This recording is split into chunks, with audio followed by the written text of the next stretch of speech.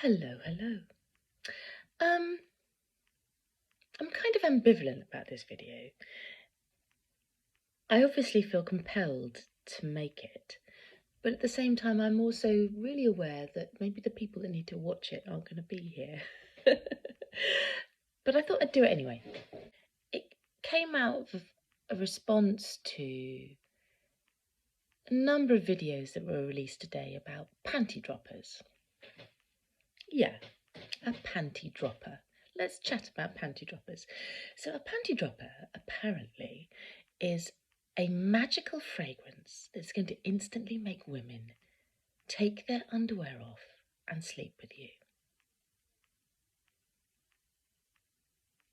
Really?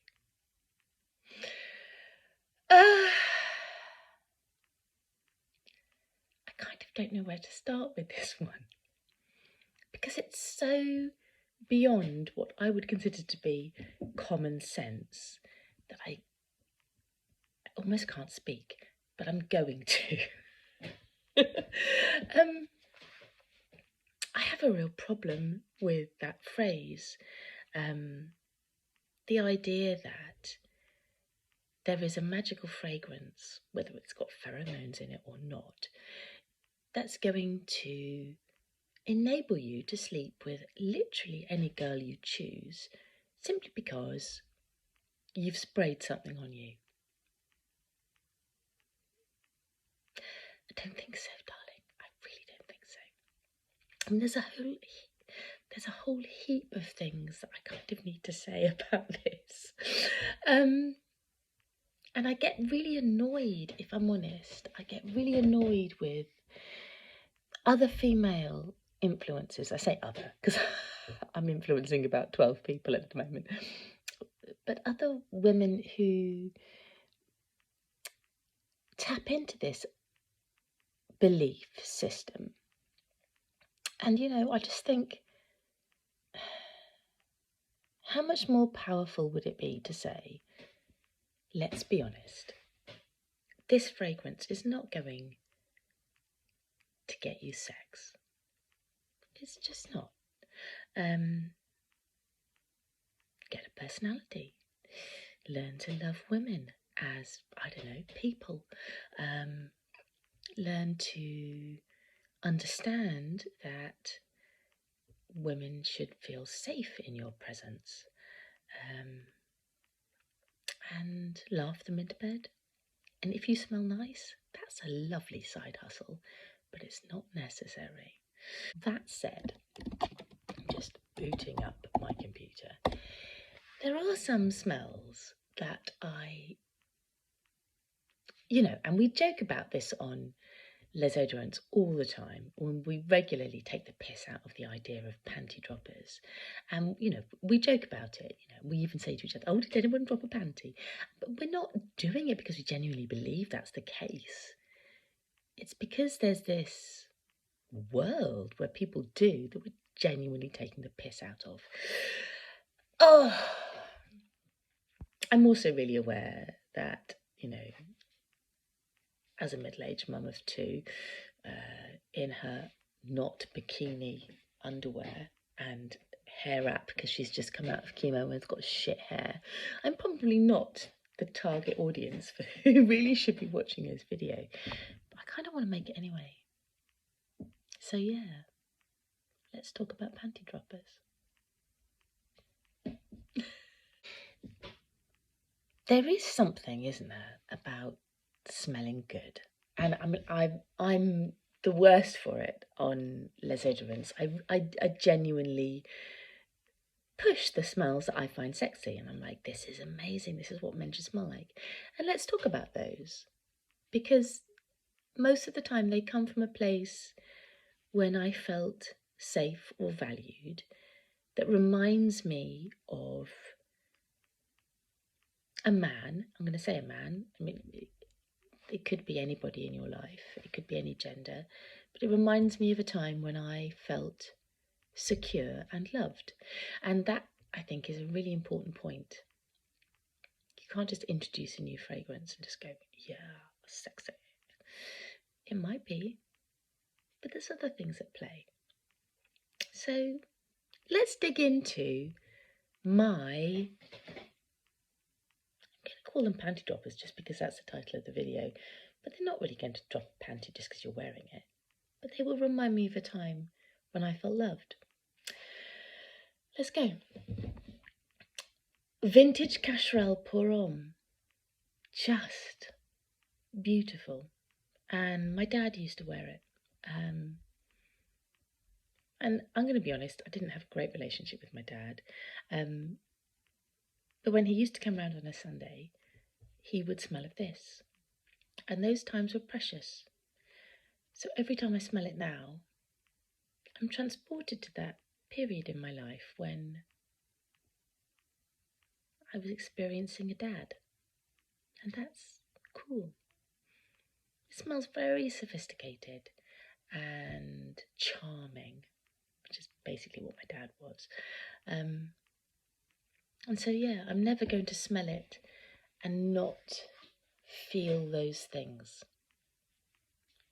Number one. Gucci Puron. This is a frag I found myself when I was just about to go into university, and I remember smelling it for the first time and just rolling my eyes back and just feeling this tummy feeling. And now if I smell it on a man, I do go, ooh. You're still going to have to make me laugh quite a lot. And obviously now I'm married, then it's never going to happen. But yeah, that smell is a smell of sophistication to me. I love it. Fahrenheit. Fahrenheit is a really complicated fragrance for me because actually I'm not entirely sure I like it. However, it does elicit for me a number of memories. When my dad first left, we lived on a small holding farm, and my mum had to employ someone to help because it was too much for her. And there was this wonderful man called Jock, and he would come round and help with the heavier jobs around the farm that my mum couldn't do because she was a single working mother, and also she had a little baby, it was me. And Jock used to smell of Fahrenheit, and I remember the formative years of my life, this silage of Fahrenheit in the kitchen and around the barn areas of the small holding. I think he used to shower in it, but he was also very loving and personable and kind, and he always had a little bag of aniseed balls in his pocket, which he would always give me a sweet. And yeah, the sniff of Fahrenheit and an aniseed ball makes me feel comforted in a way that just can't be beaten. Later, much later in my life, I went to university, and there was a university lecturer, a very kindly university lecturer that I really got on with, who also smelled of Fahrenheit, and you could tell which rooms he'd been in, and when he'd been lecturing in a certain room, because it just used to stink of Fahrenheit for a long time. I understand that the more modern formulations don't have quite the staying power, but oh my god, at that time, shit, it just used to reek. So there's that. That's another smell that I think of what a man should smell like, potentially, or not. I recently mentioned on Les Odorants Tower, Lone Star Memories, as this very leathery, smoky fragrance, which just conjures,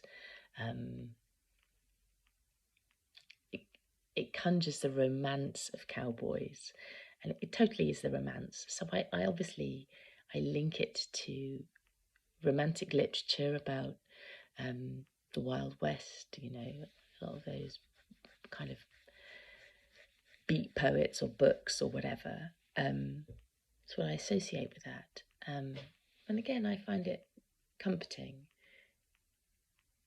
But there's also something very soft about it, you know. It's not looking for a lay. More in terms of more modern stuff, I'm just looking. Upper 10 by Lubin. It's just so cashmere and suede and skin-like. Beautiful, beautiful, beautiful frag. If I smelt it on a man, I'd be like, oh, a bit swoony. Nice. Sheep Palatin, obviously. I wear it myself, but if I smelled it on a man, I think I'd be like, ooh. And then there's all those kind of classic barbershop fougères like Derby or, you know, Trumper sandalwood, all of those things. Also very comforting and clean. And there's a bunch of stuff I haven't listed, so like Aventus and Sauvage and all of that things that people suggest as, you know, manly, sexy smells. But it all comes down to taste, doesn't it? And I think that's kind of the point I'm trying to make is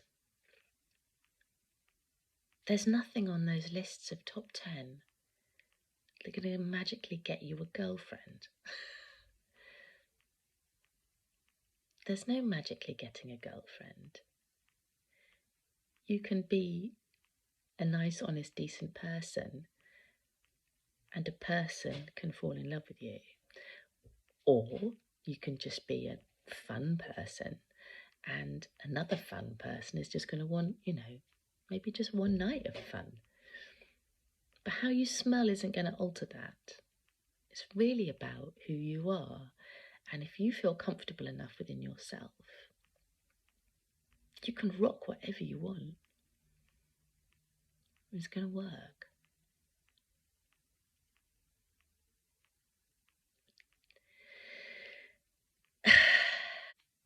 This panty dropper phrase just, it kind of saddens me. And it worries me for my children as well, because I've got 2 young boys. It worries me that that's in the social media of what people think is okay to think. And it devalues the whole proposition of a relationship. I think smelling good has got to be a side hustle. A side hustle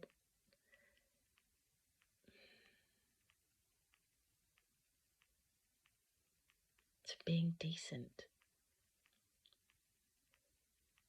Not being desperate for a shag. I don't know if this makes sense. I also genuinely think that no one who actually needs to watch it's going to watch it. But maybe they will.